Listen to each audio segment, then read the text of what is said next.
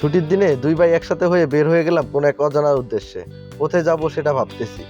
অনেক ভেবে চিন্তে বের করলাম কোনো জায়গায় যাব না, শুধু গাড়ি চালাবো আজকে। তাই গ্রামের পরিবেশ নেওয়ার জন্য গ্রামের দিকে চলে আসলাম। গ্রামের রাস্তায় গাড়ি চালানোর মজাটাই অন্যরকম। চারদিকে শুধু সবুজের গাছপালা। এইসব মনোমুগ্ধকর পরিবেশ দেখতে গাড়ি চালাতে কার না ভালো লাগে।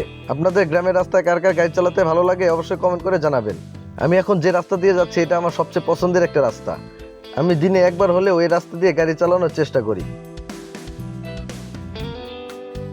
এলাকার প্রায় রাস্তাই ভালো, কিন্তু শুধু একটি মাত্রই রাস্তা এখনো খারাপ আছে।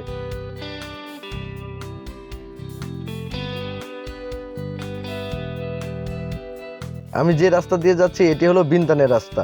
আজ থেকে কয়েক বছর আগেও এই রাস্তা ছিল অনেক সরু। এই রাস্তা দিয়ে হাঁটাচলা করতে অনেক কষ্ট হতো আমাদের, কিন্তু এখন গাজীপুর সৌন্দর্য রাস্তার মধ্যে এটি একটি অন্যতম।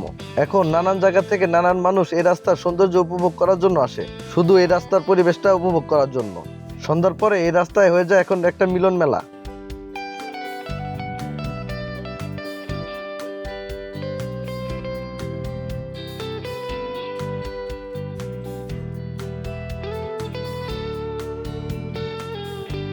কি সুন্দর পরিবেশ, মাশাআল্লাহ। তাকালে চোখ জুড়িয়ে যায় পরিবেশ দেখে। অপরূপ সৌন্দর্য। আগে সন্ধ্যা হলে এই রাস্তা দিয়ে কেউ হাঁটাচলা করতে পারতো না, ভূতের ভয়ে। যখন কলেজে লেখাপড়া করি তখন বন্ধু বান্ধবের সাথে এখানে ঘুরতে আসতাম এবং ছবি তুলতাম। বেশ কিছু স্মৃতি আছে এই রাস্তায় আমার।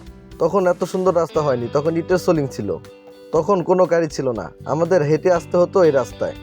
আপনারা যদি কেউ এই রাস্তায় ঘুরতে আসতে চান তাহলে অবশ্যই মীরা বাজার থেকে আসতে হবে এই রাস্তায়। মীরের বাজার থেকে উলুখোলা পর্যন্ত ভিতর দিয়ে রাস্তায় আসছে এটি।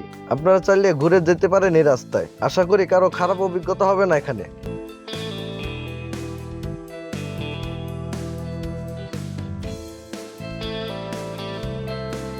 এটি বিন্দান স্কুল।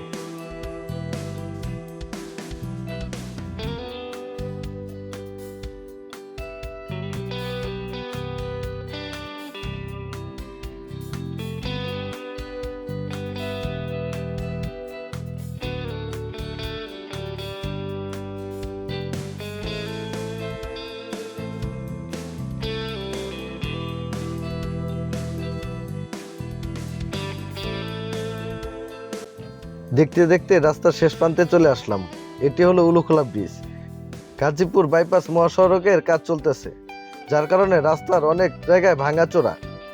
আর এখানে তো মাছ ছেড়ে মাছ চাষ করা যাবে, যাক, লাভবান হওয়া যাবে।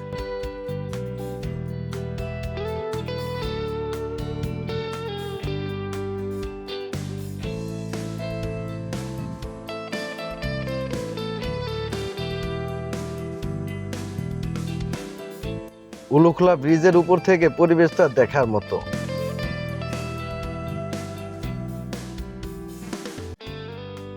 পশ্চিম আকাশে সূর্যটা লাল হয়ে যাচ্ছে এবং পরিবেশটা অনেক সুন্দর হয়ে উঠছে। এখানে দেখে চোখ জুড়িয়ে যায়।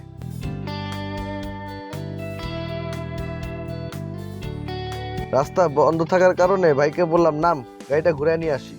রাস্তার কিছু অংশ পিচ ঢালাই হওয়ার জন্য আমাদের অনেক সুবিধা হয়েছে। আগে ভাঙ্গা রাস্তায় ঘন্টার পর ঘন্টা জ্যামে দাঁড়িয়ে থাকতে হতো এখানে, আর এখন কি সুন্দর রাস্তা হয়ে গেছে। এখন অনেক তাড়াতাড়ি এই রাস্তা দিয়ে চলাচল করা যায়। এই রাস্তা দিয়ে গাজীপুর বাইপাস থেকে মদনপুর পর্যন্ত খুব দ্রুত যাওয়া যাবে।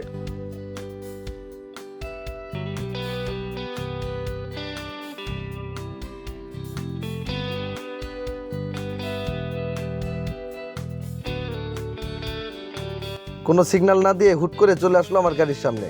এতে বিপাকে পড়ে গেলাম আমি। ভাইরে, এভাবে গাড়ি চালালে কিভাবে হবে বলেন? কিছু কিছু ড্রাইভারের জন্য সব ড্রাইভারদের নাম খারাপ হয়। ভাই, সতর্ক হয়ে গাড়ি চালান। একটি কথা সবসময় মাথায় রাখবেন, একটি দুর্ঘটনায় সারা জীবনের কান্না। সবসময় পরিবারের কথা মাথায় রেখে গাড়ি চালাবেন। কথায় আছে, রেগে গেলেন তো হেরে গেলেন। রাগের মাথায় কখনো দ্রুত গাড়ি চালাবেন না, এতে করে ক্ষতি হবে বেশি।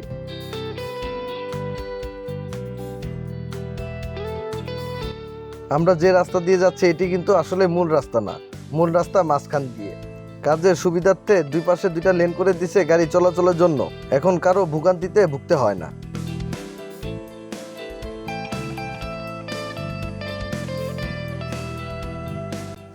এখন আমরা পূর্বাচলের ভিতর দিয়ে যাচ্ছি। পূর্বাচলের দুই পাশে যে গাছপালাগুলো আছে এটার পরিবেশটা অনেক সুন্দর, ভালো লাগে, মন জুড়িয়ে যায়।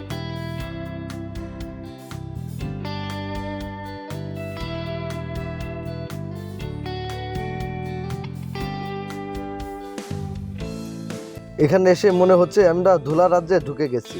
চারদিকে ধুলার কুয়াশায় ভরে গেছে, চারদিকে কোনো কিছু দেখা যাচ্ছে না, চারদিকে শুধু ধুলা আর ধুলা।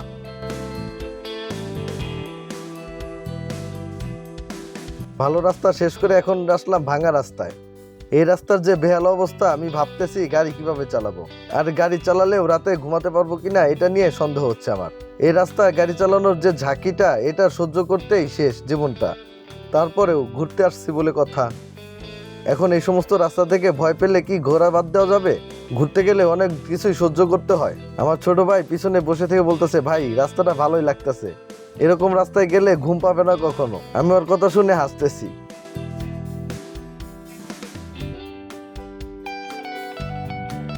চলে আসলাম ঢাকা আন্তর্জাতিক বাণিজ্য মেলার সামনে। এখানে বাণিজ্য মেলায় কে কে ঘুরতে আসছেন অবশ্যই কমেন্ট করে জানাবেন, এবং কার কি অভিজ্ঞতা হয়েছে বলে যাবেন।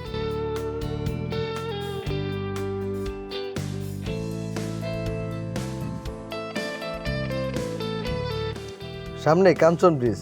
কাঞ্চন ব্রিজে পুরাতন ব্রিজ বাদ দিয়ে এখন নতুন ব্রিজে কাজ চলতেছে, প্রায় শেষের দিকে।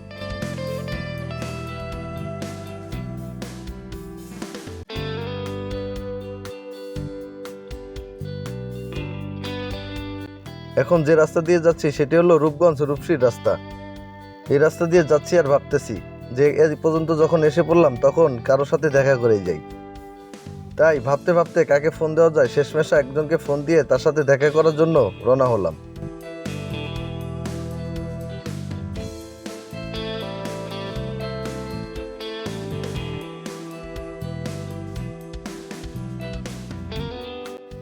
ঘুরতে ঘুরতে দিন পার হয়ে রাত হয়ে গেল।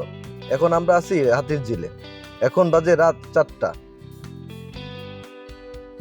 অনেক ঘোরাঘুরি হলো, এখন বাসার দিকে রওনা হওয়া যাক। দেখা হবে পরবর্তী ভিডিওতে। আমার ভিডিও ভালো লাগলে অবশ্যই লাইক, কমেন্ট এবং শেয়ার করে দেবেন। পরবর্তী ভিডিও দেখার জন্য আমার চ্যানেলটি অবশ্যই সাবস্ক্রাইব করে রাখবেন। ভিডিওটি কেমন লাগলো অবশ্যই মন্তব্য করে জানাবেন। যদি কারো পরামর্শ থাকে অবশ্যই কমেন্ট করে জানাবেন। আল্লাহ হাফেজ, আসসালামু আলাইকুম।